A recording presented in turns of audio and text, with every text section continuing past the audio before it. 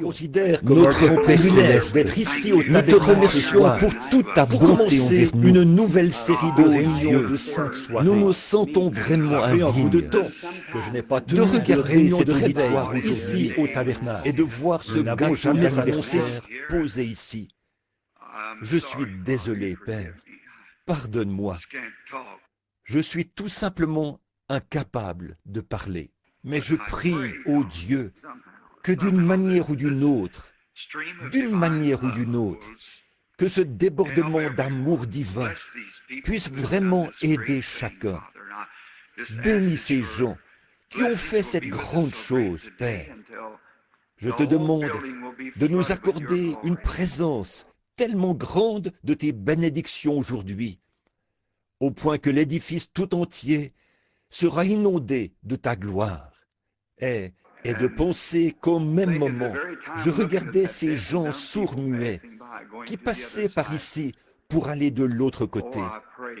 Oh, je t'en prie, ô Dieu, d'une manière ou d'une autre, accomplis pour nous quelque chose d'extraordinaire. Nous le demandons au nom de Jésus. Amen. Que les bénédictions de Dieu reposent sur Bookman. Ma prière, c'est que Dieu vous bénisse, mes chers amis. C'est vraiment très joli. Je suppose, est-ce que vous l'avez montré au public? Est-ce qu'ils l'ont montré? Oui. N'est-ce pas magnifique? Je veux saisir ce moment pour vous remercier. Il n'y a absolument aucun moyen pour moi de vous rendre, à aucun de vous, les bienfaits dont vous m'avez si gentiment comblé. J'ai aussi remarqué les cadeaux qui m'ont été offerts, et puis les petits dons dans les enveloppes, et les cartes, et tout ça. Merveilleux. Ça me donne vraiment envie de prendre rendez-vous, de revenir l'an prochain pour mon anniversaire. Un grand merci. Oh, c'était épatant. Je regardais ça. Je ne savais pas ce que c'était. C'est vraiment très joli. Et tous vos cadeaux. Il n'y a qu'une parole que je puisse dire. Et ce n'est pas exactement... Eh bien, c'est une parole qui renferme une prière. Que Dieu vous bénisse. Et si je n'avais jamais la possibilité, que Dieu ne me donnait jamais l'occasion de le faire dans cette vie, de témoigner ma reconnaissance pour tous ces cadeaux qui m'ont été offerts par chacun. Et même une petite fille avait mis une petite enveloppe. C'était sa dîme, qui s'élevait, je pense, à environ 8 cents. Elle m'a envoyé ça comme cadeau d'anniversaire. Sa dîme, depuis celui-là, jusqu'à ces grands cadeaux qu'il y a ici. Oh, que Dieu vous le rende en abondance, mes chers frères et sœurs. C'est que franchement, je ne pensais pas que vous aviez autant d'estime pour moi. Réellement, j'en suis très reconnaissant. Aujourd'hui, nous avons prévu de vous parler à cœur ouvert, je crois, aujourd'hui. Simplement, au lieu de prêcher, simplement vous parler et peut-être expliquer quelques-unes des choses qui peuvent vous sembler si mystérieuses dans les réunions. J'en ai encore le souffle coupé. C'est que je ne m'attendais pas à avoir un autre anniversaire aujourd'hui. Comme je passais la porte, j'ai rencontré mon bon ami, ici, Art Wilson. Je pense que les hommes d'affaires chrétiens le connaissent tous. Vous habitez l'Oregon, n'est-ce pas? Ou Reno, dans le Nevada. Frère Art Wilson à ma droite. L'homme à côté de lui, c'est Monsieur Wood, Monsieur Banks Wood, qui est mon ami et mon voisin. Monsieur Wood est mon compagnon de voyage, et beaucoup d'entre vous le connaissent, du fait qu'il vend les livres lors des réunions. Cet homme était un entrepreneur très prospère. Un jour, pendant que j'étais à Louisville, dans le Kentucky, que j'y faisais une réunion, lui était témoin de Jéhovah. Sa femme était méthodiste. Comme ils avaient entendu parler des réunions, ils se sont rendus là-bas en voiture pour voir si tout cela était bien vrai. Ce soir-là, il y avait là une jeune fille qui était comme pétrifiée. Elle était étendue depuis plusieurs mois, incapable même de bouger une seule articulation, des hanches jusqu'en bas. Une jeune fille d'environ, une demoiselle d'environ 15 ans. Elle s'est levée de sa civière d'un coup au moment où on l'a emmenée sur l'estrade. Elle a marché, elle allait et venait. Le lendemain, elle a continué comme ça. Quelques jours plus tard, elle retournait à l'école. En bonne santé, tout est normal encore aujourd'hui. Et le Seigneur avait fait beaucoup d'autres choses. Alors M. Wood, comme il avait quelque chose à faire, une maison à terminer ou un travail en chantier, il a fallu qu'il se dépêche de finir ça. Il est allé à Houston, au Texas, à ma réunion suivante. Là-bas, il était dans la salle, le soir où l'ange du Seigneur est apparu et où les appareils photos ont pris la photo de l'ange. Cette même photo que vous avez vue vous-même ici. Alors, il s'est retrouvé devant un grand choix à faire. Il avait un garçon infirme dont la jambe était atrophiée, repliée sous lui. Alors, M. Wood, quand je suis rentré, je suis allé outre-mer et en Suède. Je suis rentré. Et là, ils ont dressé la tente. Je crois que c'était à Cleveland, ou à Cleveland dans l'Ohio. Et M. Wood, bien entendu, était encore dans la foule. Il suivait tout simplement, comme le font encore beaucoup d'entre vous aujourd'hui. Mais il était bien décidé à rester jusqu'à ce que l'affaire soit classée. C'est comme ça qu'il faut faire. Il a laissé de côté son travail et il a amené ce garçon à Cleveland. Après quelques soirées, pendant cette série de réunions, évidemment, je ne m'en souviens pas, seulement grâce à la bande. Il était assis au fond, dans une tente, tout au fond, lui et sa femme. Et le Saint-Esprit est descendu. Il a dit, la dame qui est assise là-bas, au fond, avec son mari, un entrepreneur. Il a dit, elle a une tumeur et son garçon est infirme. Mais ainsi dit le Seigneur, guéri. Ils ont fait lever le petit. C'est un jeune bien portant, sa jambe est droite. Depuis cette heure-là, il est normal, autant que n'importe quel autre garçon. Monsieur Wood a cessé d'exercer son métier d'entrepreneur. Il flâne avec moi. Donc, son garçon et mon garçon sont très copains. Il est normal et en bonne santé, autant que n'importe quel autre garçon. Il s'attend à partir sous peu au service militaire. Donc, le Seigneur est bon, n'est-ce pas? Il est plein de miséricorde. Et que de grandes choses il a faites au milieu de nous. Maintenant, aujourd'hui, ce soir, je pense, étant donné que nous allons commencer un peu plus tôt, je dois être à Louisville, dans le Kentucky, à un rendez-vous demain matin à 8 heures. Et je dois faire tout le trajet en voiture cette nuit. C'est environ à 8 ou 10 heures de voiture d'ici. Donc, nous arriverons là-bas tout juste à temps pour aller à ce rendez-vous. Nous partirons directement d'ici pour aller pour Louisville et en voiture. Et alors, nous avons l'intention de commencer les services un peu plus tôt ce soir.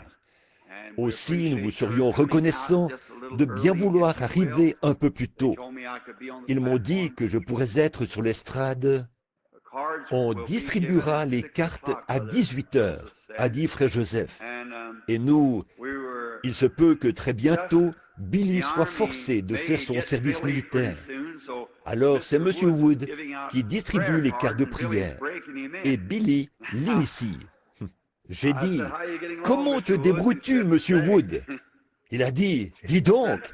Il a dit, ça va bien, mais... Il a dit, il ne me restait que 2 cartes, et 6 personnes les voulaient. Il a dit, qu'est-ce qu'on fait dans ce cas-là? J'ai dit, exactement ce que tu as fait. J'ai dit, eh bien, et hier soir, là, il était si heureux, disait-il, de voir ces gens à qui il avait donné les cartes se tenir sur l'estrade. et Dieu les guérir et les rétablir. Il en était si heureux. Donc, ce soir, on les distribuera à 18 heures, parce que je dois être sur l'estrade à 19h45, je pense. Je crois que c'est bien ça. Et ce, afin de terminer la réunion un peu plus tôt, à cause de ce trajet en voiture qui sera long et fatigant cette nuit. Alors, merci d'être venu cet après-midi. En cet après-midi froid et de grand vent, mais vous êtes quand même venus. Ça montre que vous n'êtes pas du tout venus pour qu'on vous voie. Vous êtes venus dans le but de retirer quelque chose de bon de cette réunion, quelque chose qui vient de Dieu. Et je le prie de vous bénir abondamment. Bon, surtout, ça ne veut pas dire que tous les gens doivent être ici à 18 heures. Seulement ceux d'entre vous qui veulent avoir une carte de prière. Et maintenant, que le Seigneur ajoute ses bénédictions à tout notre rassemblement. Et j'espère qu'un jour, si le Seigneur le veut, je pourrai bientôt revenir à Chicago pour servir le Seigneur. La Bible dit ici, lorsqu'il y aura parmi vous quelqu'un qui est spirituel ou prophète, c'est dans des visions que moi, l'Éternel, je me ferai connaître à lui. Que le Seigneur ajoute ses bénédictions à sa parole. Maintenant, pour vous parler un peu à cœur ouvert, ceci, Joseph ne le sait pas encore, mais je vais juste lui demander de m'interrompre si, à n'importe quel moment, il veut dire quelque chose. Nous avons eu une entrevue, un peu comme ça ce matin à la radio. Vous avez tous écouté l'émission et donc, pour aujourd'hui, j'ai pensé peut-être, juste pour sonder un peu le sentiment général des gens, pour que vous puissiez voir ce qu'il en est, comment opère le surnaturel. Juste vous parler à cœur ouvert, pour vous mettre au courant de la face cachée de ceci, en dire autant qu'il m'est permis de le faire. Et je n'ai jamais beaucoup de ces choses que j'ai à cœur de dire. Je ne les ai jamais dites à un auditoire auparavant.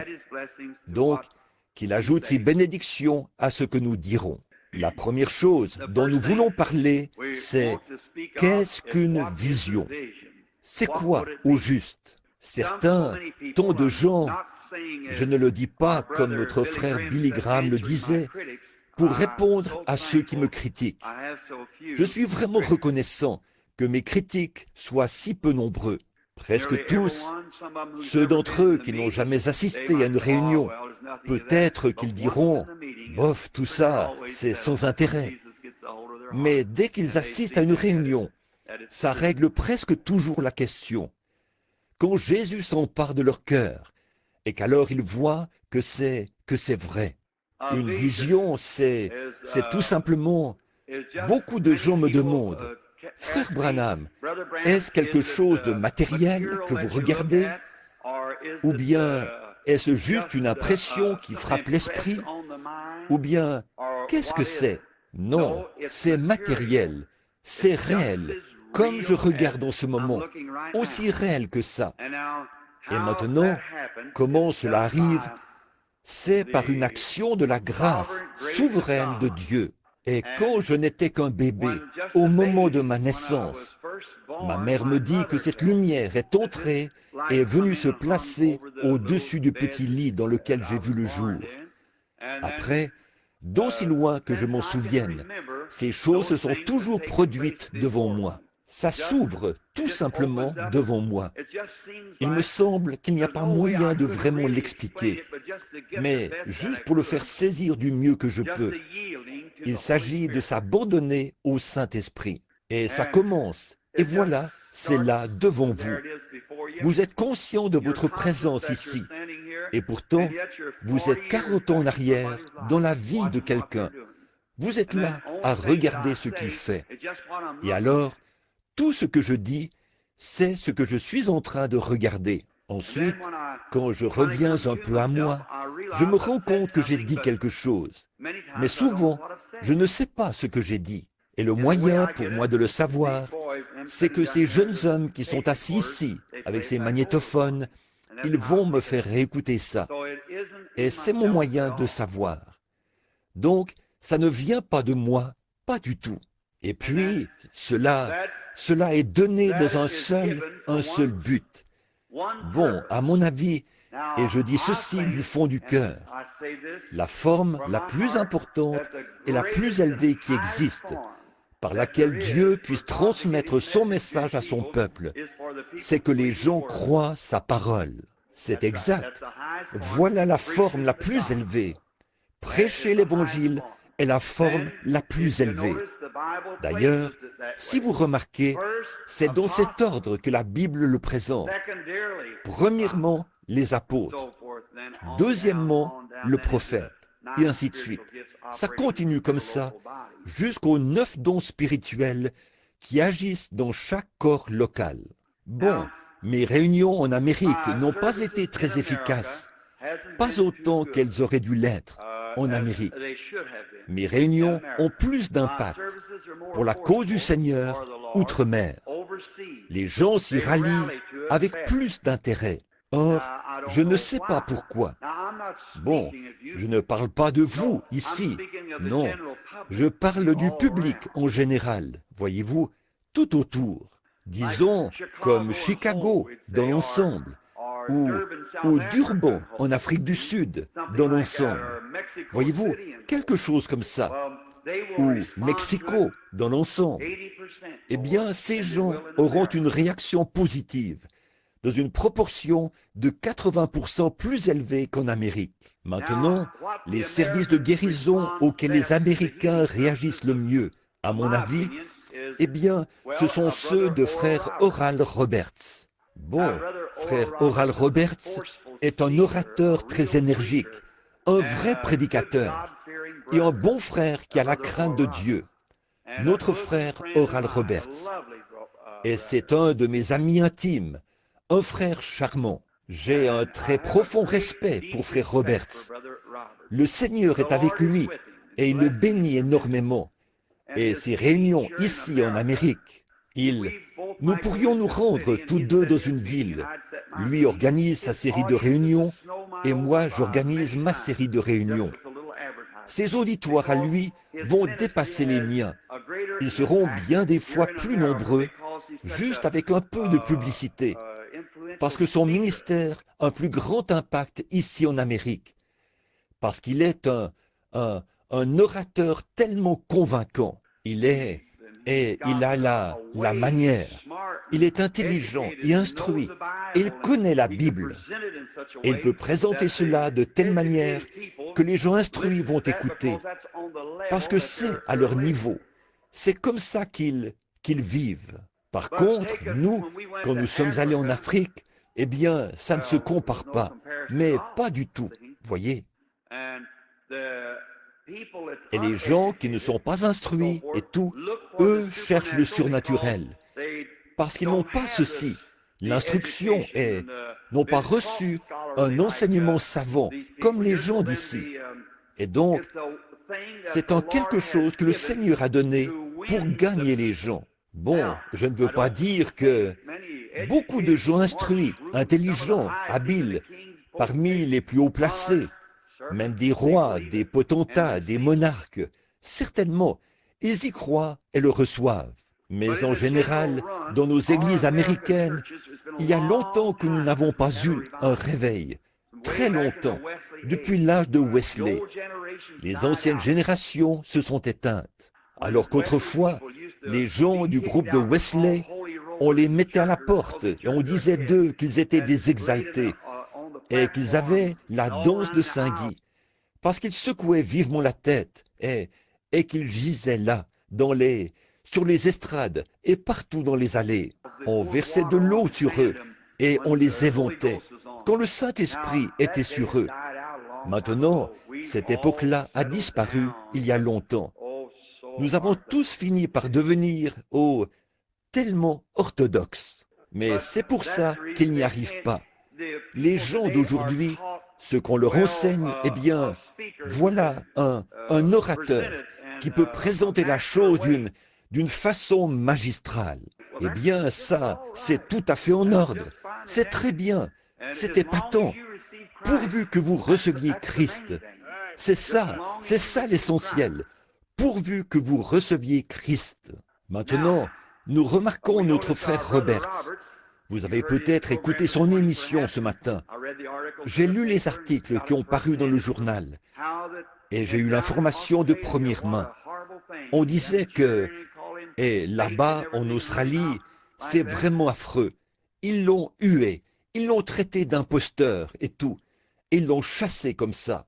Alors que peut-être qu'un ministère de ce genre-ci aurait fait taire tout ça sur le champ. Voyez, ça ne se serait pas passé comme ça. Mais frère Roberts, par contre, Dieu lui a donné un moyen d'œuvrer auprès de certaines personnes que moi, je ne pourrais pas atteindre. Et peut-être que moi, j'œuvre auprès de certaines personnes que lui ne peut pas atteindre. Mais ensemble, nous sommes frères. Nous cherchons à faire tout ce que nous pouvons pour le royaume de Dieu. Voyez ? Et les visions font simplement partie de l'évangile qui est prêché. Maintenant, vous voyez, si j'avais eu de l'instruction, et probablement que si j'avais eu une belle voix et tout, que j'avais pu présenter l'évangile d'une manière semblable, j'aurais probablement été un prédicateur de ce genre-là. Mais Dieu, sachant que je n'aurais pas d'instruction, il fallait qu'il me donne un autre outil de travail, vous voyez. Et c'est ce qu'il a fait. Voilà tout ce que j'en sais. Maintenant, vous vous demandez peut-être ce qui se produit sur l'estrade.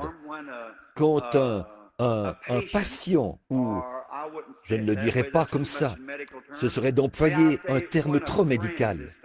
Si vous voulez, je dirais ceci. Quand un ami se tient devant moi, qu'il a besoin d'aide, voici ce qui se produit. Moi, je n'ai rien à voir là-dedans, absolument rien. C'est le patient lui-même qui opère ce don divin. Je n'ai rien à voir là-dedans, rien du tout. Tout ce que je fais, c'est de m'abandonner toujours plus, jusqu'à ce que l'esprit de cette personne et l'esprit qui est sur moi, auquel je me suis abandonné, jusqu'à ce que le Saint-Esprit, je vais l'appeler comme ceci, ou plutôt le présenter comme ceci, pour que vous compreniez. Ici, en haut, il y a le Saint-Esprit. Et alors, tout ce que je fais, c'est de m'abandonner toujours plus à lui, jusqu'à ce que je sache qu'il est là. Et je parle à la personne, jusqu'à ce que je capte son attention. Jusque-là, je ne sais rien de plus. Et le Saint-Esprit, du fait que mon esprit est abandonné à lui, me montre la vie de cette personne. Et quand cela se produit, c'est ce qui fait grandir la foi du patient jusqu'à ce niveau-ci. Et souvent, je me mettrai alors à dire autre chose. Il m'arrêtera et dira « Ainsi dit le Seigneur ». Ça, regardez bien, ça, c'est parfait à tous les coups. Ça n'a jamais failli. Il leur dit exactement ce qui est sur le point d'arriver. Et il en sera ainsi. Notez-le et voyez s'il n'en est pas ainsi. Or ça, c'est le patient qui le fait. Maintenant, je vais peut-être vous apporter ça un peu sous une forme pour amateurs, pour que vous compreniez. Disons qu'il y a une très grande, que nous sommes tous des petits garçons et des petites filles, et que nous sommes là-bas de nouveau dans notre enfance. Et il y a là une très grande clôture, et de l'autre côté, il y a une fête foraine. Et il se trouve que moi, je suis un peu plus grand que vous. Vous êtes peut-être plus fort que moi, mais moi, je suis plus grand. Voyez, Dieu fait différents types de personnes pour différents types de travail.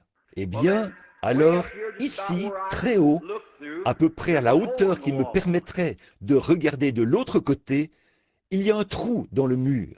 Bon, là, je peux m'agripper au haut du mur, parce que je lève les bras un peu plus haut, et en serrant les doigts, je peux me hisser et regarder par le trou. Je peux revenir vous dire ce que j'ai vu. Vous saisissez maintenant? Vous me suivez? Bon, maintenant, peut-être que l'homme d'à côté, lui, il est plus fort, mais il ne peut pas voir à une telle hauteur. Alors il dira, « Frère Branham, qu'est-ce que vous voyez? Je dirais, un instant.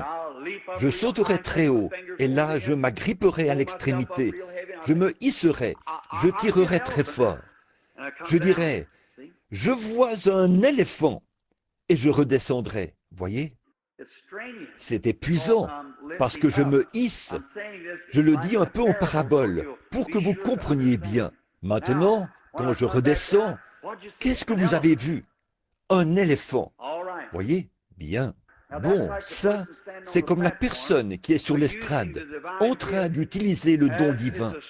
Ça épuise, parce que c'est la personne elle-même qui fait agir ce don. Les gens n'en ont pas conscience, mais c'est eux-mêmes qui font agir le don. Maintenant, on m'a dit qu'hier soir, il y avait un homme sur l'estrade. C'est frère Joseph qui m'a dit ça quand il est venu me trouver.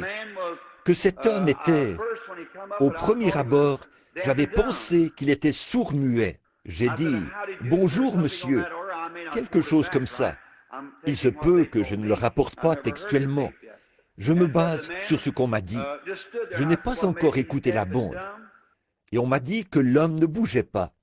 J'ai dit, « Eh bien, peut-être qu'il est sourd-muet. » Maintenant, regardez bien la grâce souveraine. Voyez, ça c'est comme le fou qui était venu sur l'estrade. C'est comme le sorcier guérisseur en Afrique qui est là à vous défier, avec des os aux doigts, vous voyez. Alors, la grâce entre en action. On n'a pas à s'inquiéter, non. Il n'y a aucune inquiétude à avoir. La grâce entre en action. Dieu entre en action là où on ne peut pas entrer en action. Et alors, pendant que cet homme était là, avant, j'ai dit, eh bien, il est peut-être sourd-muet. Et tout à coup, une vision est apparue devant moi. Alors, bon, excusez cette sonnerie de montre. C'était pour indiquer le moment de venir commencer.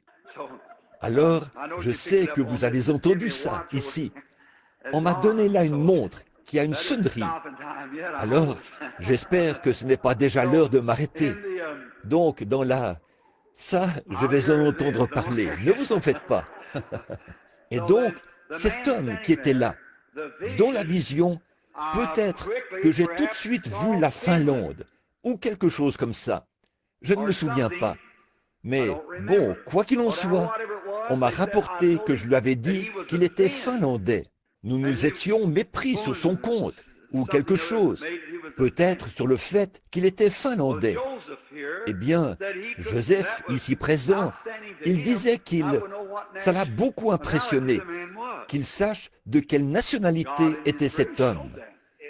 C'est Dieu qui, par sa grâce, a montré ça.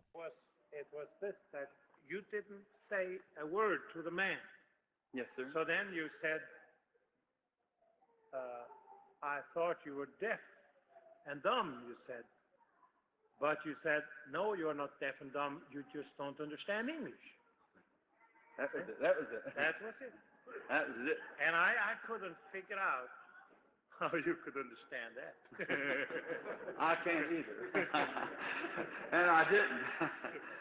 But then it told him that he had, I believe it was trouble with his liver or something, heart trouble. You told him he was finished, he was a preacher, and he had heart trouble.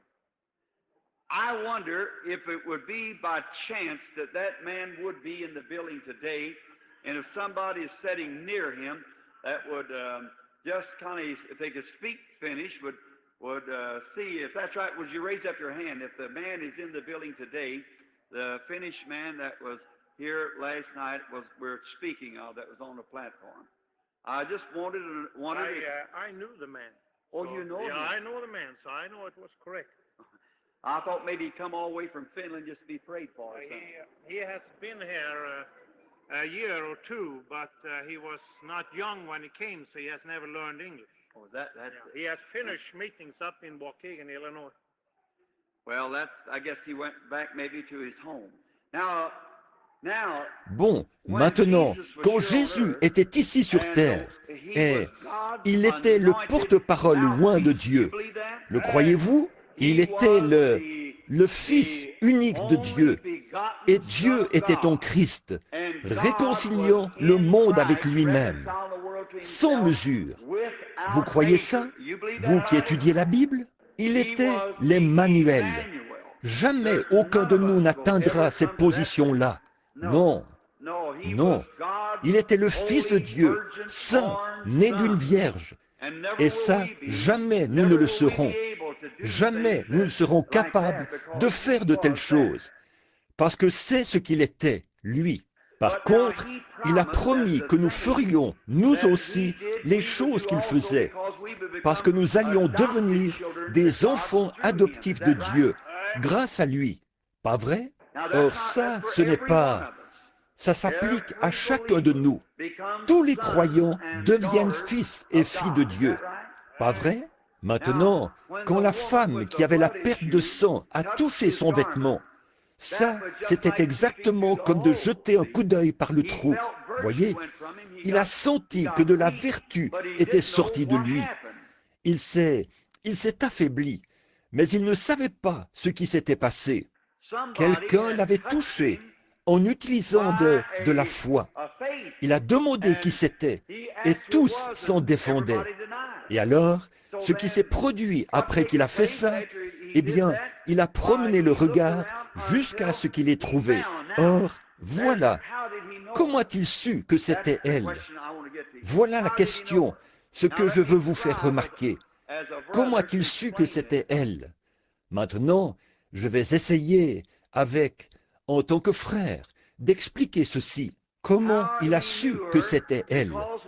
C'est que quand quelqu'un a fait ça, je peux le dire en me basant sur les réunions ici, sur la manière d'agir du Saint-Esprit.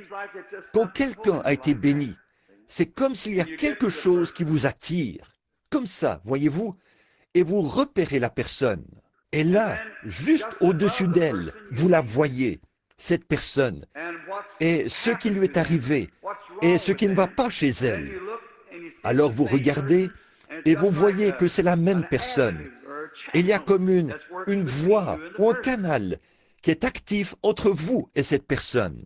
Je pense que c'est comme ça. Il ne l'a jamais expliqué. Je pense que c'est comme ça qu'il l'a su.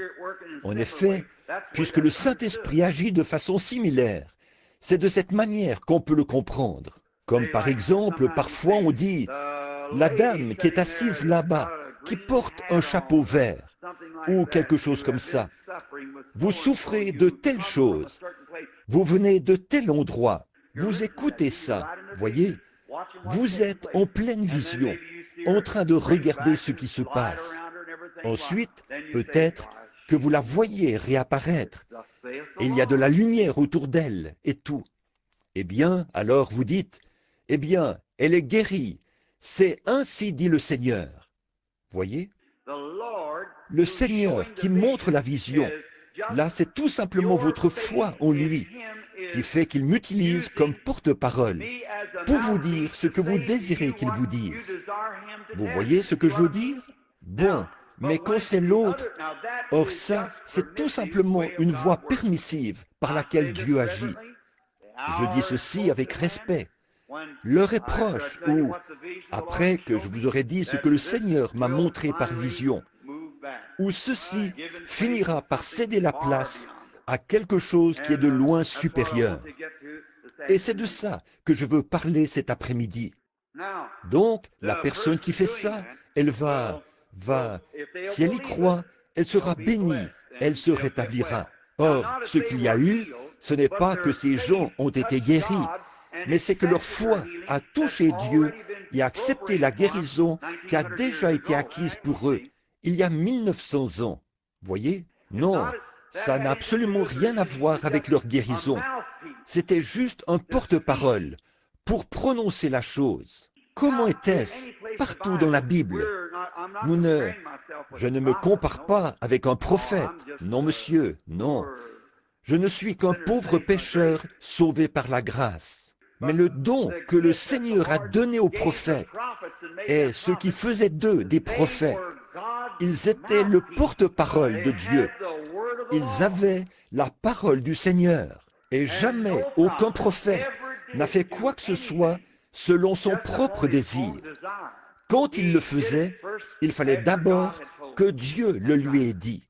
C'est vrai. Même chose pour le Fils de Dieu quand il est venu. Lui qui était le Dieu du prophète. Il a dit, je fais uniquement ce que me montre le Père. C'est vrai. Ça doit venir uniquement par les puissances divines pour se révéler à travers la chair. Et Christ était le porte-parole de Dieu sur terre. Tout le monde comprend ça? Bon, par exemple, parfois, pendant que je suis chez moi, Jean, Léo, ceux dont je parlais hier soir, qui sont assis ici, frère Biller et beaucoup d'autres, et les gens qui me connaissent, chez moi, je suis là, en train de marcher dans la maison. Je ne pense à rien. Peut-être que je m'assieds dans la pièce, et là, une vision me vient. Peut-être qu'il n'y aura pas un seul mouvement pendant un bon bout de temps. Et ça dira, il dira, maintenant, dans quelques instants, tu vas recevoir un appel au téléphone et tu dois te rendre dans telle ville. Et quand tu iras dans cette ville, tu iras à tel endroit. Ce sera comme ceci. Tu entreras dans la pièce et tu déposeras ton chapeau. Ou la dame déposera ton chapeau sur le lit. Mais ce n'est pas là qu'il doit être. Il faut qu'il soit sur la table. Et une autre dame entrera par ici. Vous verrez tout ça s'exécuter devant vous, exactement comme ça doit se dérouler. Et si je néglige une seule de ces choses, ça n'arrivera pas. Il faut que ce soit au moment précis, à l'heure précise, et que tout soit dans la même position, telle qu'elle, car c'est une vision. Il faut qu'elle se matérialise parfaitement. Alors, à ce moment-là, ça ne peut pas faire autrement qu'arriver. Ça n'a jamais failli. Ça, c'est quand Dieu utilise son don. Ça ne m'affaiblit pas, ça ne m'affecte pas. Or, quand Jésus a ressuscité Lazare de la tombe, ça, c'était un miracle beaucoup plus grand que dans le cas de la femme qui avait touché son vêtement et avait été guérie de sa perte de sang. Vous êtes d'accord là-dessus? Il n'a jamais dit qu'il s'était affaibli et que de la vertu était sortie de lui. Parce que là, c'était Dieu qui utilisait son don. Voyez, c'est ce genre de vision-là.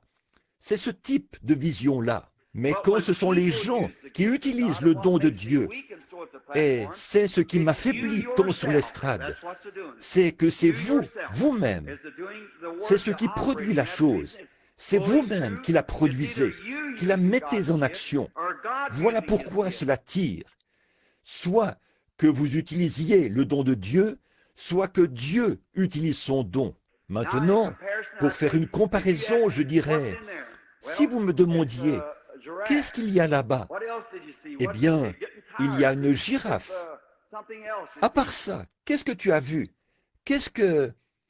On se fatigue, voyez-vous. Là, on voit autre chose. Par contre, quand Dieu veut vous faire savoir ce qui va se passer, lui, il n'a qu'à vous prendre, vous élever au-dessus de toute la situation et dire, voici le cirque en entier, tu vois?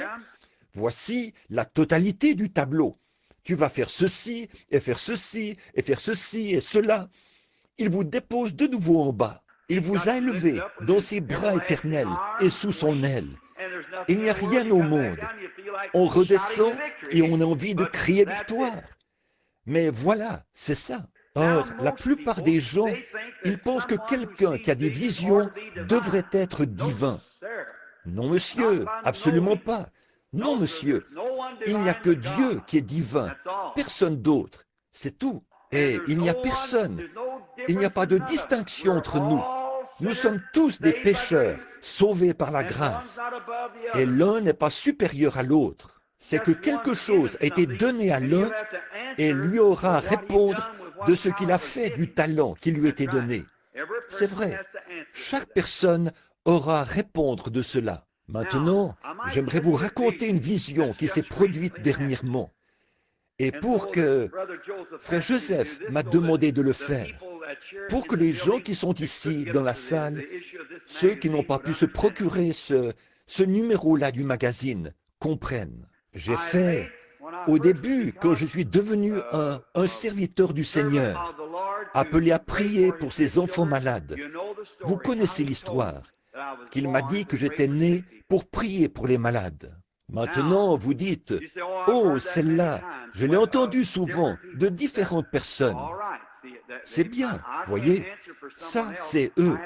Je ne peux pas répondre pour quelqu'un d'autre. Je dois répondre pour ce qui me concerne. Et vous devez répondre pour ce qui vous concerne. C'est vrai ça.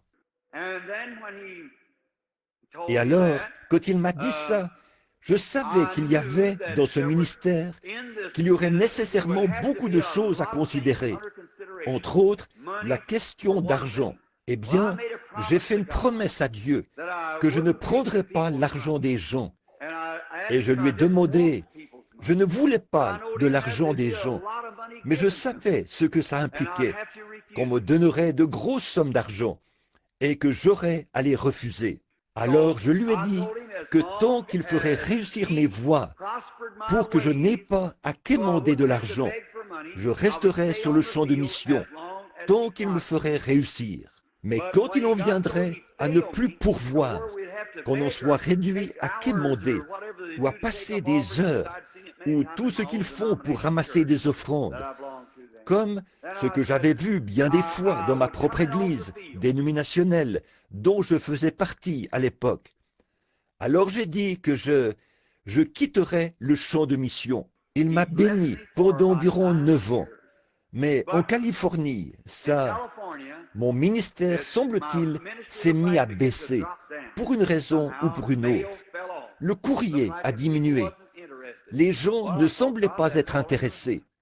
Eh bien, j'ai pensé, « Oh Dieu, tout ça, c'est entre tes mains. » Alors qu'avant, je recevais environ 1000 lettres par jour, ou quelque chose comme ça. Là, on en était, ça a baissé jusqu'à 600, puis 500, puis jusqu'à 400, 300, 100, 75, à peu près ça. Je ne recevais plus qu'environ ce nombre-là par jour, peut-être 75 lettres par jour. Eh bien, je me suis dit, eh bien, qu'est-ce qui peut bien s'être passé? Autant que je sache, je n'ai rien fait. Si oui, pour les gens, je suis désolé. Évidemment, je me disais, eh bien, je ne vends rien. Les gens m'écrivent pour avoir des linges de prière, c'est tout. Et ça, nous ne les vendons pas. Nous les leur donnons. Eh bien, alors, Seigneur, peut-être que tu es sur le point de faire des changements. Je suis allé en Californie. Je m'y suis endetté d'environ 15 000 $ dans une série de réunions. Ce soir-là, quand je suis parti, j'ai demandé à Billy ce qu'il en était. Et les chers gens qui parrainaient ça, ils ont prêté leur appui financier. Et ils ont été très, très gentils. Mais la promesse que j'avais faite, ce n'était pas ça. J'avais promis à Dieu de faire quelque chose. Ce soir-là, un cher frère m'a ramené au petit chalet où je logeais. Et là, je suis allé dans la montagne, tout seul, vers 2 heures du matin. Nous devions partir vers 4h30. Et j'ai prié. Il y avait clair de lune. Je revois la scène. C'était l'automne dernier. J'ai dit, Père Céleste, maintenant je quitte le champ de mission. Je rentre. Et ce que tu veux que je fasse, à partir de maintenant, je te prie de me le révéler. Et alors, je ne pouvais pas dire ça à Billy et aux autres. Je ne voulais pas le leur dire. Je ne voulais pas le dire à ma femme. Mais je me suis dit, je le leur dirai quand j'atteindrai l'Arizona. Eh bien, à ce moment-là, je me suis dit, j'attendrai d'avoir atteint le Texas, ce bon vieil État où habitait ma mère. Je me suis dit, je le leur dirai là-bas. Et je me suis rendu jusque-là. Je le leur ai dit en arrivant à Jeffersonville, dans l'Indiana. Billy, eh bien, il a dit, « Papa, attention à ce que tu es en train de faire là. » Il a dit, « La Bible ne dit-elle pas, « Malheur à moi si je ne prêche pas l'Évangile » J'ai dit, « Prêchez l'Évangile. » Je ne parlais pas de ça du tout. Je parle des services d'évangélisation. Et j'ai dit, « Écoute, Billy. » J'ai dit, « Dieu a des hommes sur le champ de mission, partout. il n'a pas besoin de moi là-bas.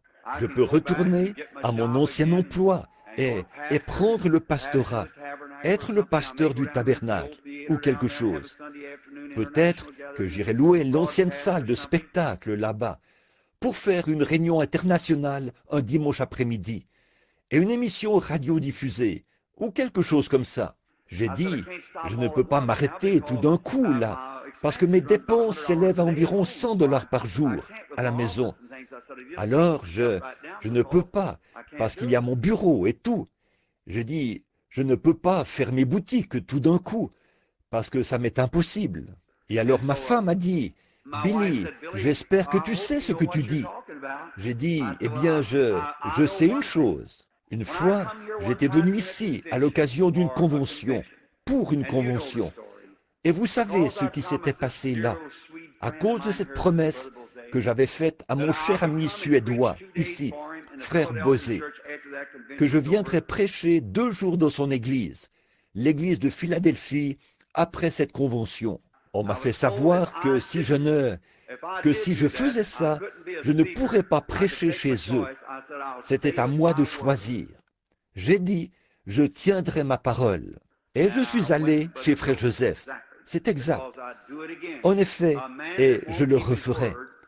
Un homme qui ne tient pas parole n'est pas quelqu'un de très bien. Je vois Dieu de la même façon. Il a donné la parole, et j'en crois chaque mot. Et s'il ne tenait pas sa parole, ce ne serait pas Dieu pour moi. Il faut qu'il tienne sa parole, je crois. Et il le fera, je sais qu'il le fera. Bon, alors ce soir-là, quand nous sommes arrivés à la maison, je suis allé au lit. Ma femme pleurait. Elle a dit, Billy, j'ai bien peur que tu fasses une erreur. Elle a dit, tu sais que j'aimerais que tu restes à la maison avec les enfants et moi. Mais elle a dit, Bill, regarde ce que cela a produit. Cela a déclenché un réveil mondial. Alors je ne vois pas pourquoi Dieu te ferait quitter le champ de mission. J'ai dit, eh bien, je le lui ai promis. Il a dit, mais, il ne t'a jamais dit ça. J'ai dit, mais je le lui ai promis. Tu vois, c'est ça. Je le lui ai promis. Je vais tenir ma parole envers lui. Si je tiens ma parole envers mes frères, alors bien sûr que je voudrais tenir parole envers mon Sauveur. Donc, je me suis couché et j'ai très bien dormi cette nuit-là. Le lendemain matin, vers 6 heures, nous nous sommes réveillés et j'allais sortir du lit. Elle était de l'autre côté. Je me frottais le visage comme ceci. J'ai dit, bon, aujourd'hui, je vais appeler à la compagnie des services publics pour leur demander si je peux ravoir mon ancien emploi. Et j'ai dit, s'ils ne me redonnent pas mon emploi, M. Wood est entrepreneur. Alors je l'accompagnerai. Lui et moi, nous irons démolir des bâtiments ou quelque chose comme ça. Il faut que je travaille, parce que il faut que j'aille travailler. En effet, puisqu'il me faut régler cette somme d'argent-là, j'ai une dette de 15 000 $. J'ai dit, alors, qu'est-ce que je peux faire? Il faut que je rembourse ça. Ils ont beau y avoir prêté leur appui financier, peu importe, je vais rembourser ça. C'est vrai. Donc, elle a dit, tu vas appeler monsieur Barr ce matin? J'ai dit, eh oui, je vais l'appeler et lui demander si je peux ravoir mon emploi. Et si cet emploi-là, c'est quelqu'un d'autre qui l'occupe maintenant et qu'on ne peut pas lui donner un meilleur emploi, j'ai dit, dans ce cas, je vais accompagner frère Wood et nous construirons des bâtiments ou quelque chose comme ça. Je l'assisterai. Donc, j'ai dit, si je quitte le champ de mission, il devra forcément le quitter aussi. Alors, il pourra recommencer à prendre des contrats et nous pourrons travailler. Donc, comme elle a dit, eh bien, j'espère bien que tu parles en connaissance de cause, Bill. J'ai dit, eh bien, et j'ai regardé. Quelque chose s'approchait, descendait du plafond. Oh, c'est que peut-être, je ne peux pas vous demander de comprendre ces choses, mais ça, c'est quelque chose. Quand nous nous retrouverons face à face avec Jésus, sur la parole. Quelque chose s'approchait. J'ai vu deux petits enfants au teint foncé qui descendaient. Ils tiraient un petit chariot.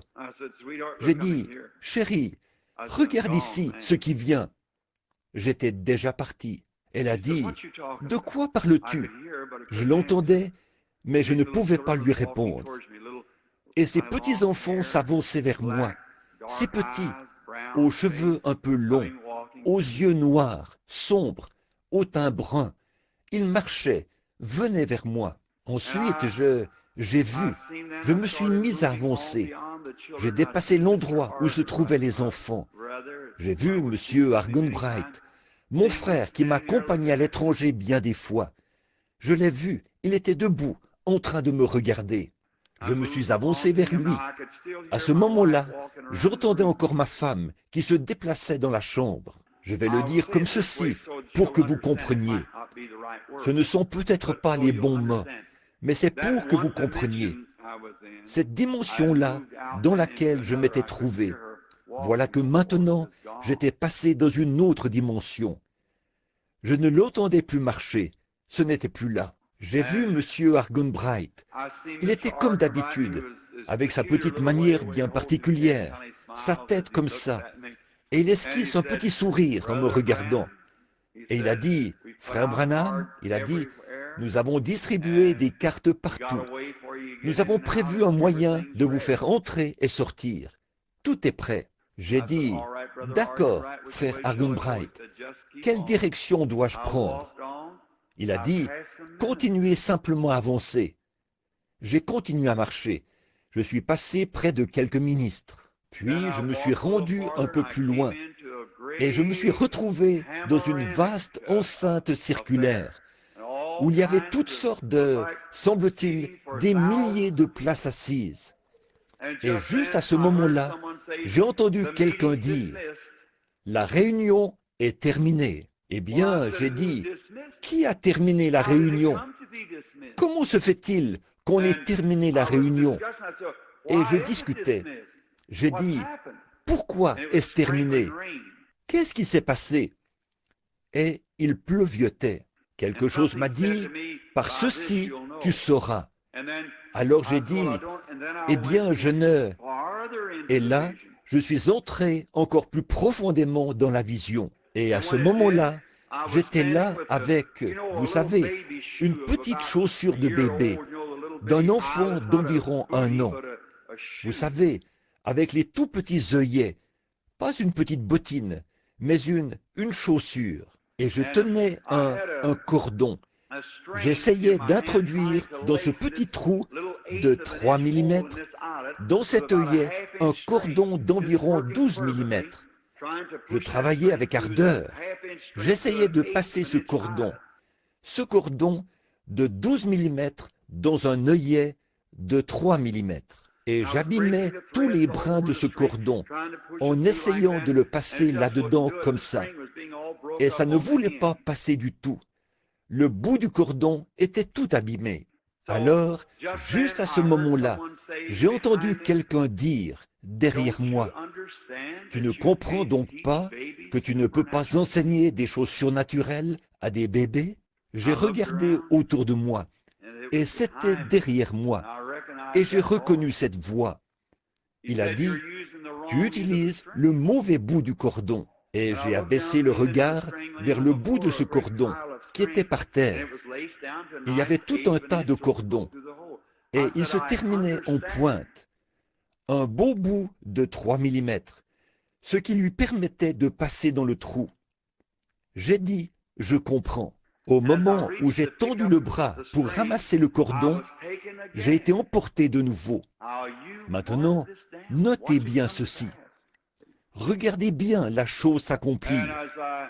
Voyez, au moment où j'allais me pencher pour prendre ça, voilà, j'étais parti de nouveau. Puis, quand je suis revenu à moi, j'étais debout près d'un beau lac, semblable au lac que vous avez ici l'été, quand c'est très joli et verdoyant. Il y avait des pêcheurs de tous côtés sur le lac, et ils pêchaient, mais ils attrapaient de petits poissons. J'ai regardé au loin dans ce lac, et il y avait là de belles grosses truites arc-en-ciel. Et j'ai dit, je sais que ceci est une vision, mais ces truites, je ne comprends pas. Mais j'ai dit, tu sais, au fond de mon cœur, je crois que je pourrais les attraper. Alors, j'ai ramassé le cordon, mais au lieu d'un cordon, c'était une canne à pêche. Et juste à ce moment-là, celui qui était derrière moi a dit, « Maintenant, je vais t'apprendre à pêcher. Comment les attraper ?» Et alors il a dit, « Attache le leurre. » J'ai fixé le leurre. Il a dit, « Maintenant, lance très loin. » Maintenant, écoutez bien, très loin, dans l'eau profonde. And he said, when you do, now let the lure sink down first. Then said, pull it slow. Et il a dit, et quand tu l'auras fait, alors laisse d'abord le leurre descendre vers le fond. Ensuite, il a dit, ramène-le lentement. Ça, c'est vraiment une technique de pêcheur. Alors il a dit, et à ce moment-là, bon, là tu vas sentir quelques mordillements, mais ne dis à personne ce que tu es en train de faire. Garde ça pour toi. Et il a dit, puis quand tu sentiras que ça mordille de nouveau, il a dit, tire juste un petit peu, mais pas trop fort. Il a dit, alors ça va l'éloigner des petits poissons. Et quand ceux-ci vont se disperser, c'est ce qui va attirer l'attention des gros poissons.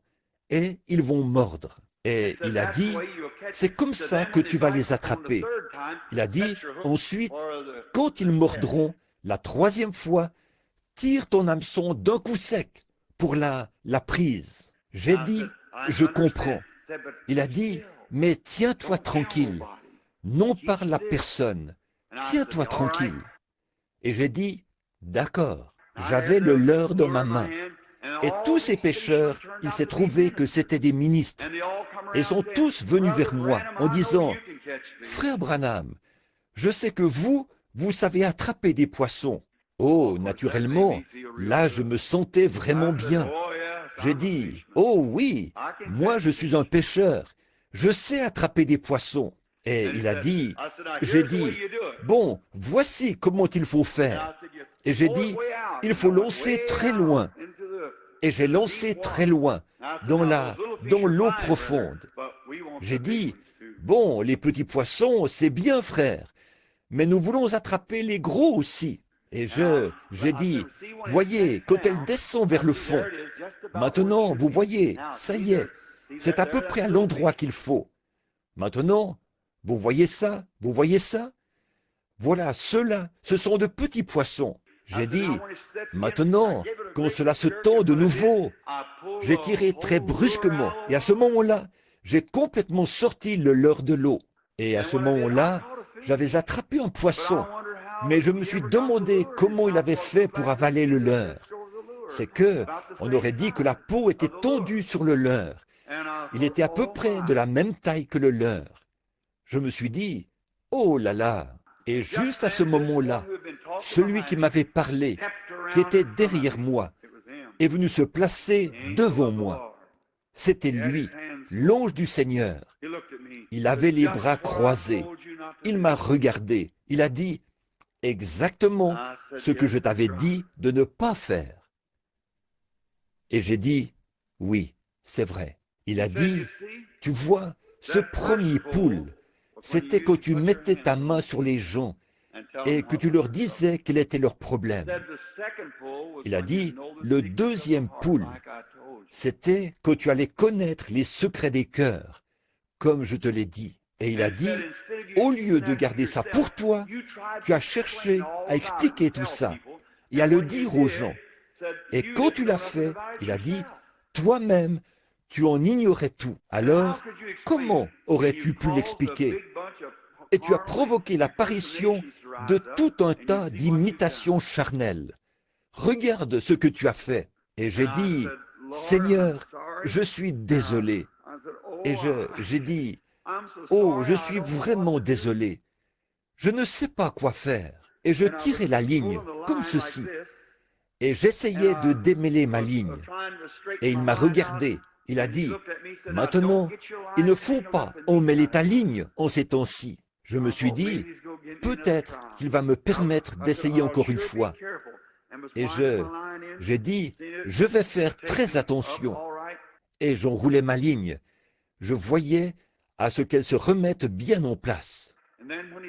Et alors, quand il a dit ça, au même moment, j'ai senti que je m'élevais plus haut, très haut. Et quand on m'a déposé, là j'étais sous une immense tente et je me trouvais au-dessus.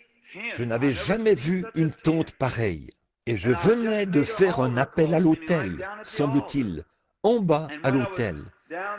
Et pendant que j'étais en bas, j'ai regardé, et il y avait des centaines de gens debout autour de l'autel, qui pleuraient, parce qu'ils avaient accepté le Seigneur Jésus.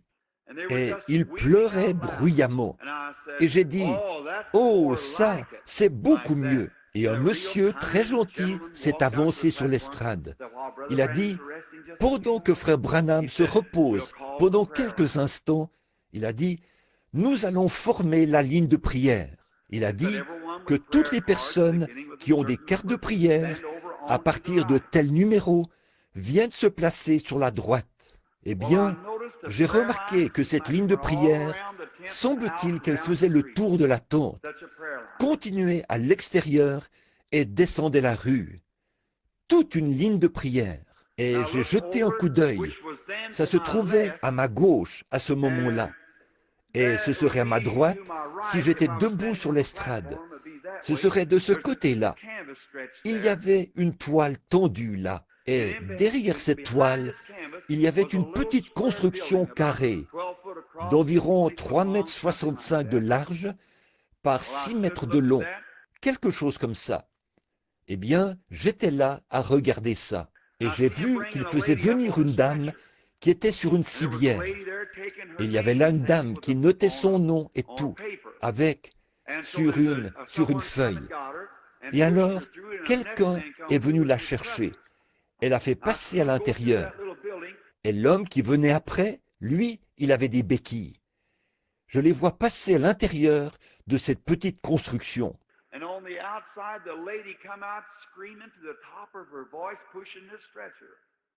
Et à l'extérieur, la dame est ressortie en criant à tue-tête, en poussant sa civière. Et là, alors une autre dame qui était de l'autre côté, une femme qui semblait avoir les cheveux plutôt bruns, a dit « Qu'est-ce qui s'est passé ?» Elle a dit « Je ne sais vraiment pas. » Elle a dit « Je ne pourrais pas vous dire ce qui s'est passé. » Elle a dit « Ça fait 20 ans que je suis paralysée. Et regardez, je me sens comme si je n'avais jamais été malade. » Et juste à ce moment-là, voilà l'homme qui sort, en bondissant et en sautant, ses béquilles à la main. Et j'ai regardé ça.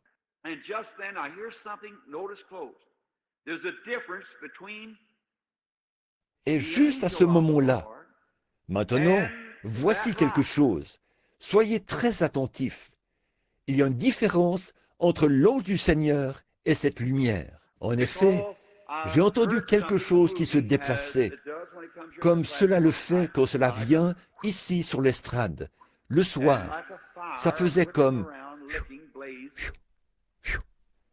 Et c'était comme un feu qui se déplaçait en battant l'air.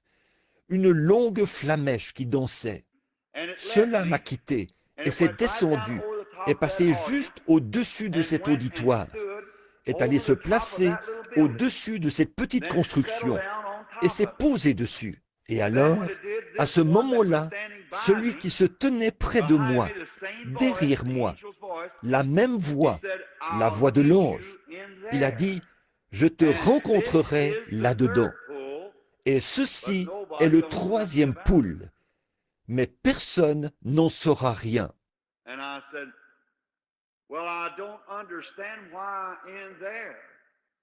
Et j'ai dit, eh bien, je ne comprends pas. Pourquoi là-dedans? Pourquoi ça?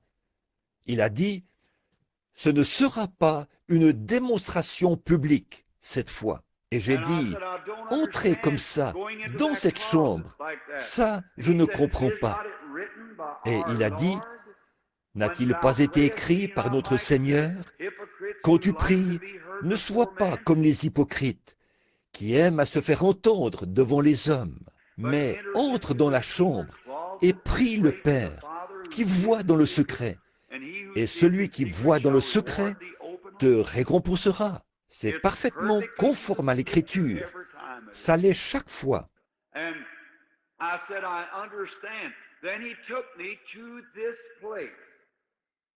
Et j'ai dit, je comprends. Ensuite, il m'a emmené dans ce lieu et m'a déposé dans cette pièce où je me trouvais. Et là, il m'a dit quoi faire pour la 3e fois. Maintenant, mes amis chrétiens, ça, ce sera, quand je quitterai ce monde, ce sera encore dans mon sein. Mais notez bien ce que je vous dis, ce qui va se produire.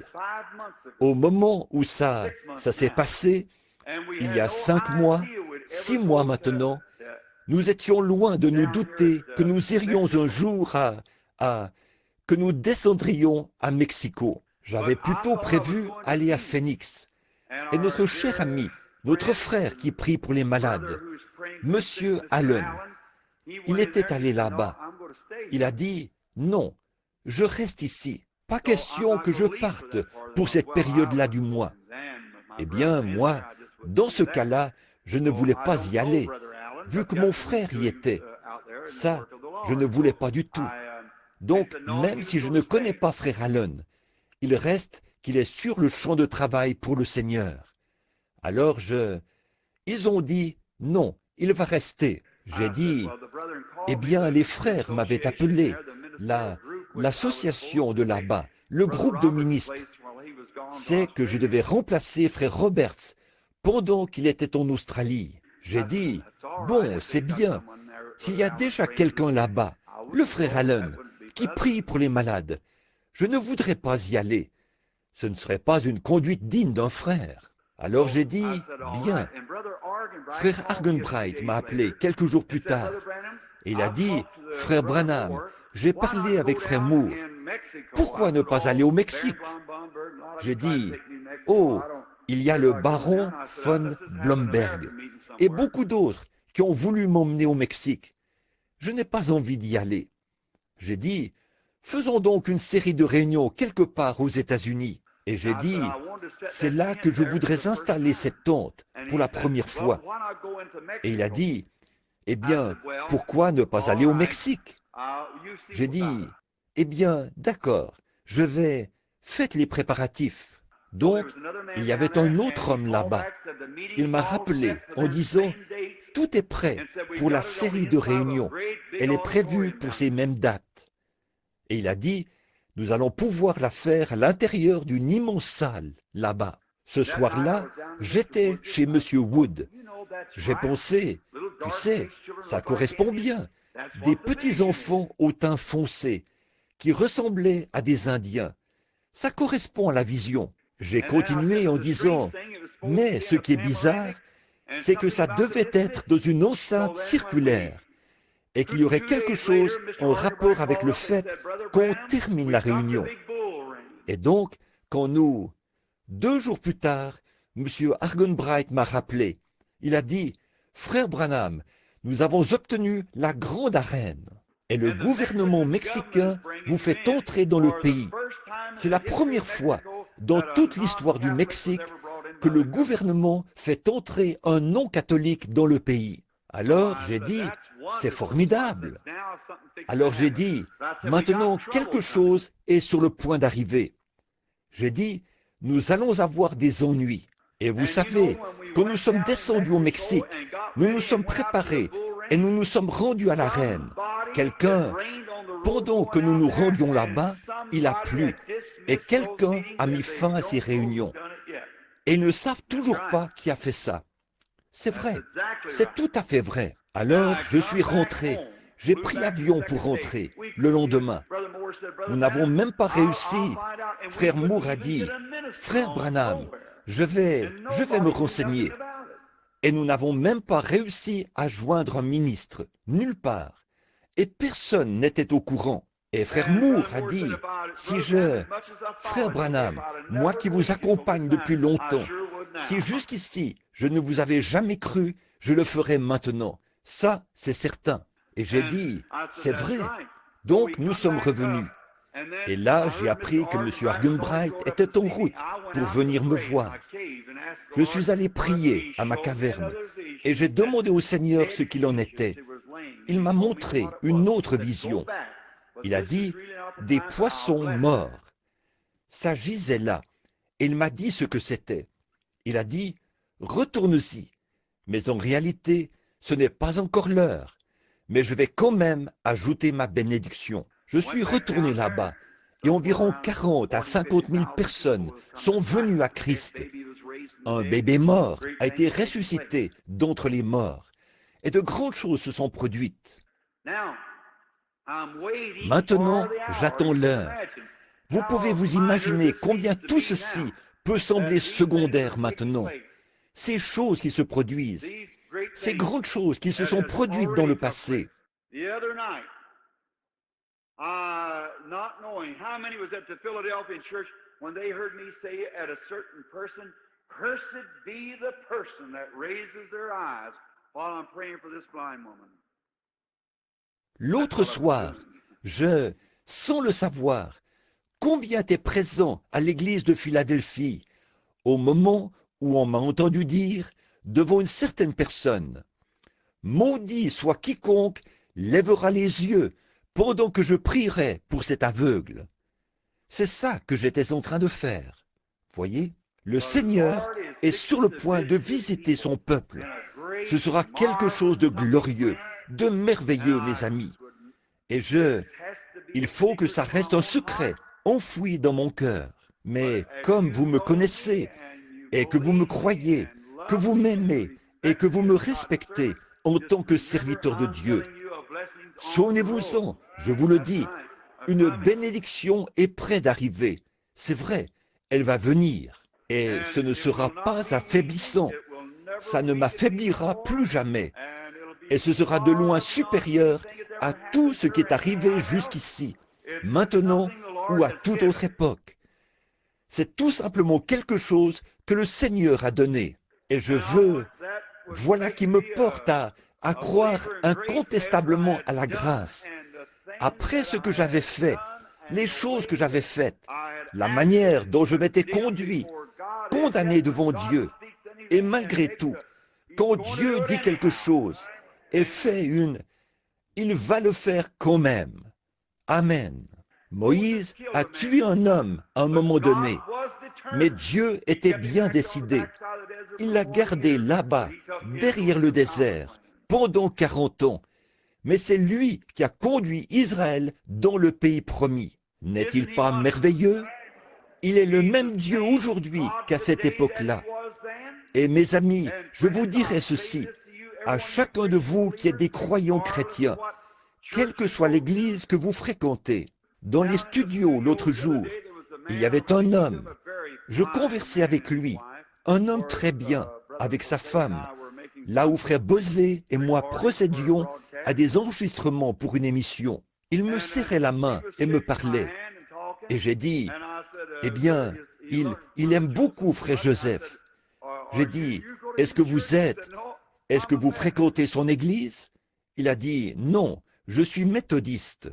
J'ai dit, bon, ça pourra vous être pardonné. Et donc, je le taquinais un peu, comme ça. Et j'ai dit, je vous disais ça pour plaisanter. J'ai dit, regardez frère, j'ai déjà fait un peu d'équitation, et mon père était un cavalier. Et j'ai dit, dans la forêt d'Arapao, où nous faisions paître le bétail, j'ai dit, rien d'autre qu'une Hereford de race ne pouvait entrer dans ce pâturage. Absolument. Le garde forestier se tient là, à la clôture à bétail, et il ne laisse rien passer, à moins que ce soit une Hereford de race, avec pédigré. Et j'ai dit, certaines bêtes entrent avec le troupeau des Lazy J, d'autres sont du bar W, d'autres sont du Circle R, d'autres sont du Tripod. Elles sont de différentes marques, mais ce sont toutes des Hereford de race. C'est vrai, c'est comme ça. Nous sommes peut-être méthodistes, baptistes, ceci, cela ou autre chose. Mais tout ce qu'il vous faut, c'est d'être un chrétien de race, par la puissance du Saint-Esprit. Il n'y a que ça qui puisse entrer dans le pâturage, dans la bergerie. Because by one Spirit we're all baptized into one body and we become one people, one church. En effet, nous avons tous été baptisés dans un seul esprit pour former un seul corps. Alors nous devenons un seul peuple, une seule Église, avec une seule pensée et une seule intention, glorifier Jésus-Christ pendant que nous sommes ici sur terre. Un seul ciel, pas vrai? Et nous en sommes si reconnaissants. Maintenant, j'ai dépassé le temps que je devais prendre pour vous parler, parce que dans très peu de temps, il faudra déjà vous dépêcher de revenir. Mais combien aiment ça, une causerie où on ouvre son cœur? Ça semble vous convenir, vous comprenez ces choses. Nous pourrions parler pendant des heures et des heures. Et maintenant, si on disait, « Frère Branham, pouvez-vous me l'expliquer ?» Je ne le peux pas. Je voudrais bien pouvoir le faire, mais je ne le peux pas. C'est impossible. Les choses surnaturelles, ça ne s'explique pas. Et quand on essaye de le faire, il arrive exactement ce qu'il m'a dit. On provoque l'apparition de comparaisons charnelles. Voyez, c'est ce qu'on fait. C'est absolument vrai. Ça aura cette conséquence. Et ça fait obstacle au corps de Christ. Vous savez ce que je veux dire? Ça provoque des conflits. Maintenant, ce qu'il faut faire, c'est avoir un cœur sincère, aimer le Seigneur de tout votre cœur, être reconnaissant de ce que Dieu avance avec nous, le Seigneur Jésus-Christ ressuscité. Et je dis ceci, je fais cette prédiction. Je ne le dis pas au nom du Seigneur, là. Je le dis en tant que votre frère. Je prédis ceci, et écoutez bien, je prédis que l'Amérique, cette année, les États-Unis, cette année, soit qu'elle recevra Christ, ou bien que ce sera le début de sa chute, cette année. Oui, le moment est venu pour l'Amérique de se repentir. Et si elle ne le fait pas, j'ai prédit ça je pense que c'était vers le 15 ou le 16 janvier de cette année. Je me suis senti conduit à le dire. Et je n'en ai pas démordu. Et j'ai regardé les roues tourner dans cette direction. Je remarque que ce grand évangéliste bien connu, Billy Graham, il est rentré de l'étranger et il a organisé ses réunions à New York et dans ces grands endroits pour atteindre le noyau et tout. Et je vois que frère Roberts a été excommunié des pays étrangers. Monsieur Argenbright voudrait qu'après le mois de juin, j'aille avec eux en Allemagne, que je retourne en Afrique du Sud et là-bas. Mais quelque chose me retient en Amérique. Et on dirait que c'est la même chose pour tous les autres. Et je crois que l'Amérique va recevoir son dernier appel cette année. C'est vrai, je n'oserai jamais. Regardez les bandes qui s'enregistrent ici. On les fera peut-être passer dans 20 ans. Voyez, il faut faire attention à ce qu'on avance, faire attention à ce qu'on dit. Mais c'est ce que je crois. Or ça, le Seigneur ne me l'a pas dit. Mais c'est ce que je crois. Que l'Amérique, soit qu'elle recevra Christ, soit qu'elle le rejettera carrément cette année. Et je prédis qu'ils le rejetteront. Oui, regardez ce qu'ils sont en train de faire là-bas en Floride, à Jaco. Regardez ce qu'ils sont en train de faire partout. Comment ont-ils pu, même que c'est anticonstitutionnel, d'expulser un homme d'un État? Nous avons la liberté d'expression, certainement, mais bientôt, ils vont essayer de mettre fin à tout ceci. Ils vont essayer d'arrêter la prière pour les malades et d'interdire ça. Et souvenez-vous bien de ceci, quand la persécution arrive, l'Église, c'est là qu'elle atteint son summum, qu'elle est au mieux de ses capacités, toujours. Oui, monsieur, et Dieu fait tout concourir.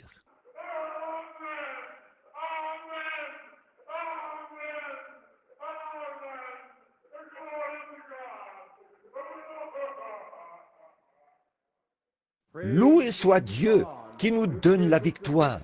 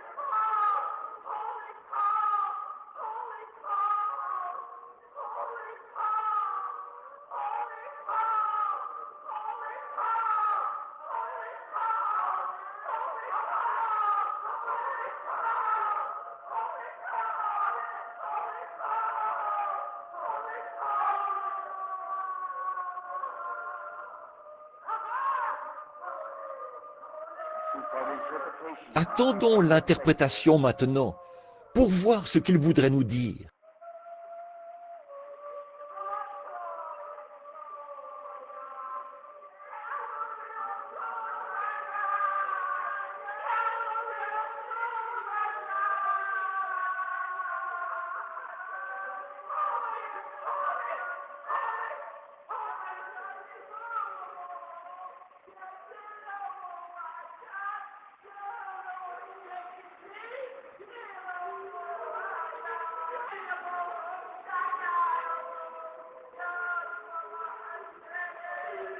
Et juste, il y a une interprétation qui doit suivre maintenant. Que tout le monde soit très respectueux. Cette dame a parlé, je ne sais pas qui. Écoutez très attentivement. Laissez la place à ceux qui savent maintenant, voyez-vous?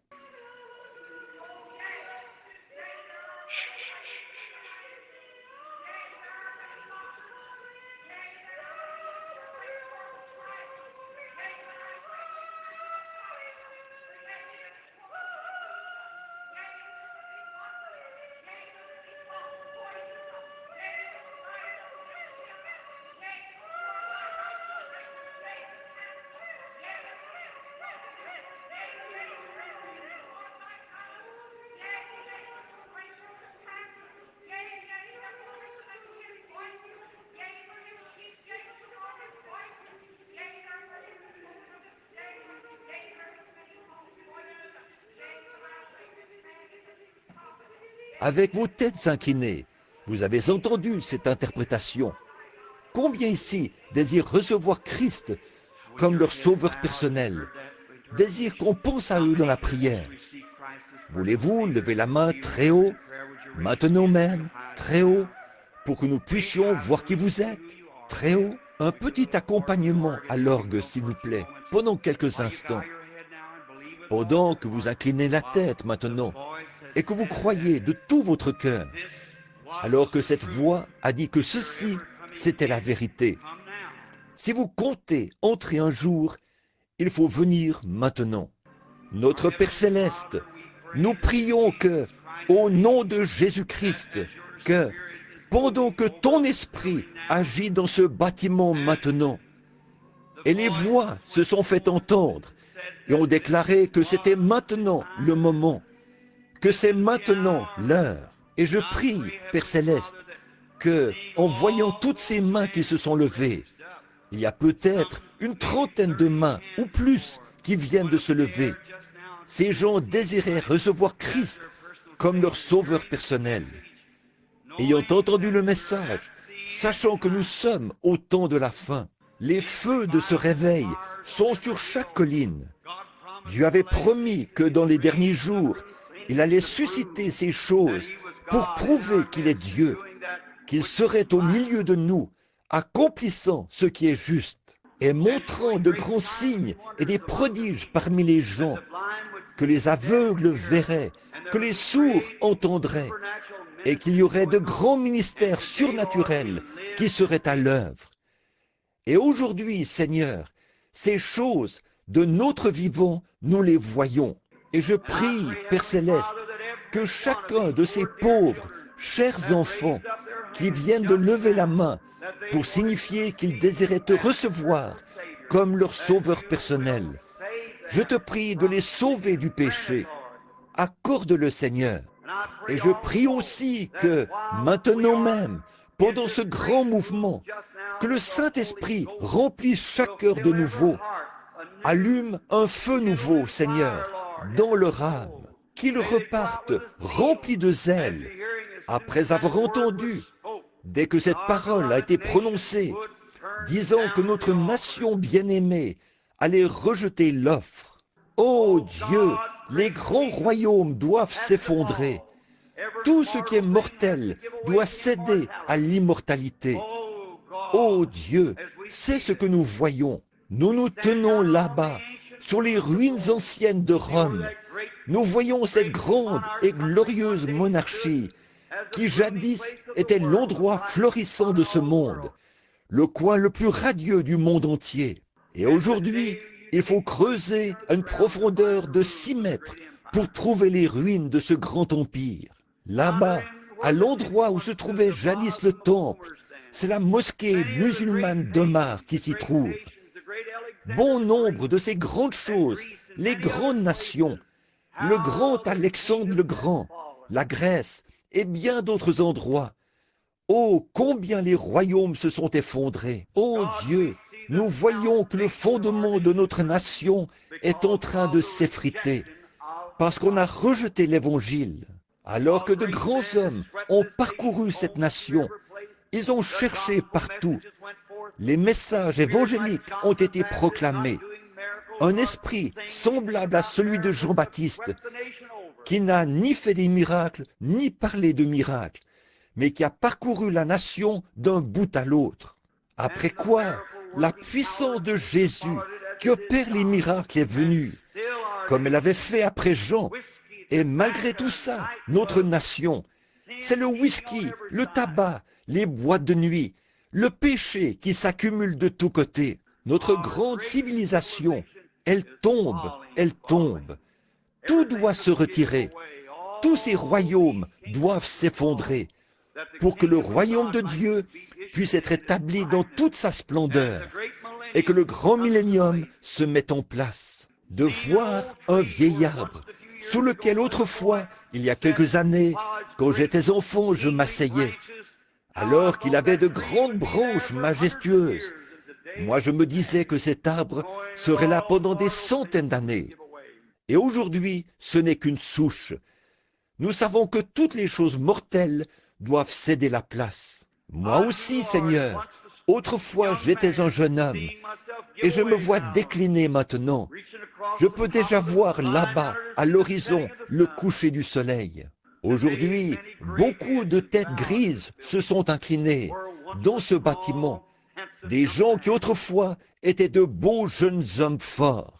Beaucoup de femmes, le visage incliné, ridé, et maintenant les larmes coulent dans les sillons qu'ont dessiné les rides de leur visage. Elles qui étaient autrefois des jeunes femmes belles, ravissantes. Ô Dieu, toute chair est comme l'herbe. La fin est proche. Ô Christ de Dieu, reçois ces pauvres gens dans ton royaume. Un jour, je devrais me tenir là-bas, au trône de Dieu, pour rendre compte de mon ministère, rendre compte de ces choses que tu m'as permis de faire, Seigneur, au milieu des gens, afin de proclamer la résurrection du Seigneur Jésus. Ô Dieu, je devrais répondre de cela. Ô Dieu, remplis mon cœur d'un zèle ardent, toujours plus, et de sagesse, afin que je sache conduire les gens au Seigneur Jésus. Quant à aujourd'hui, Père, tu as promis dans ta sainte parole, celui qui écoute mes paroles et qui croit à celui qui m'a envoyé a la vie éternelle. Il ne viendra jamais en jugement, mais il est passé de la mort à la vie. De nombreuses mains se sont levées, un peu partout ici, Seigneur. Beaucoup de pauvres gens perdus, beaucoup d'entre eux rétrogrades et hors du sentier. God grant that just this minute that the Holy Spirit give him witness that these things are true, that we're at the end time, and they realize that someday they got to pass. May they receive Christ just now while we have our heads bowed. Ô Dieu, fasse qu'à cette minute même, alors que le Saint-Esprit rend témoignage que ces choses sont vraies, que nous sommes au temps de la fin, et ils se rendent compte qu'un jour ils devront disparaître. Puissent-ils recevoir Christ maintenant même, pendant que nous avons la tête inclinée.